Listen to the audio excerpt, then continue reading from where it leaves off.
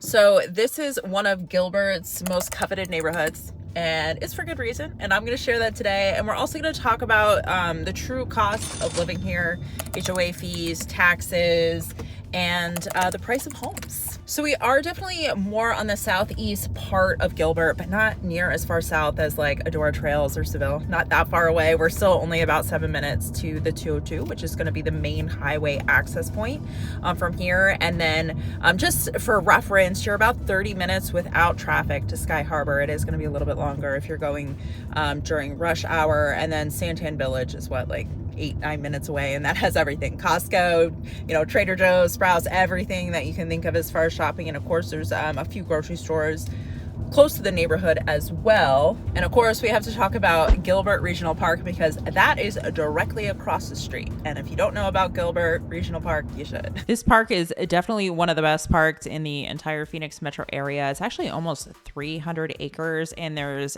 everything for everybody. They have several sports courts, tons of pickleball, tennis, basketball, a lot of sand volleyball courts. And then they have this incredible playground called the Mountain. It's a 7-foot tall playground with slides and so many different climbing structures. They have a splash pad. They even have a lake there that you can do catch and release fishing. And then there's also a huge amphitheater there where they host several concerts, events, and outdoor movie nights. Also, if you're around this way, you have to check out Vito's restaurant. It's right around the corner. You know I'm a foodie. I love all the restaurants. So let's talk about the neighborhood, the bridges. So most homes were built between 2014 to 2017. So the homes are relatively new.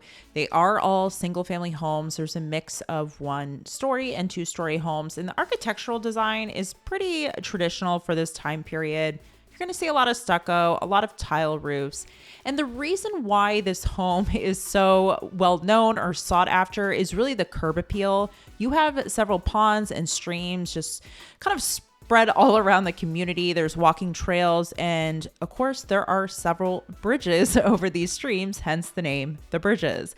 There's also several playgrounds, sports courts. Now, one thing this neighborhood doesn't have is a community pool. However, about 50% of the homes in the neighborhood, over 50%, actually do have private pools in the backyard. And let's talk about the HOA, because that's what most people want to know. So you are looking approximately $120 a month as of February 2025. That could go up in the future. And whether you see that as a pro or con, I guess that really depends on you.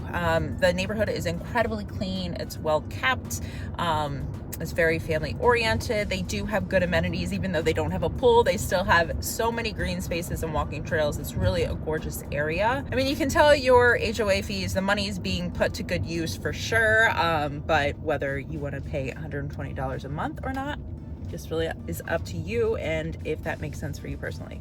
This area is definitely known to be pretty family friendly. Every time I'm driving around here, there's always kids on bikes wandering the neighborhood, and you see a lot of families going on walks and so forth. And then you are in the Higley Unified School District. So I'll list the schools right here: the elementary, middle, and high school. And there's also a couple charter schools that aren't too far away from here as well. So let's talk about the price of the homes and what you get for that price. So when we looked at last year's sales, the lowest price home was $560,000, where the highest priced home was $1.4 million. Now, of course, your lot size and the square footage of the home, those are going to be two huge things that really impact that price point. And of course, upgrades, that's going to impact price, and a pool will certainly impact price. That's going to add value to your home as well. So if you're looking closer to like the 500-600s, you're going to be looking closer to about 2,000 square feet, and maybe a lot size that's about 5,000 to 6,000 square feet.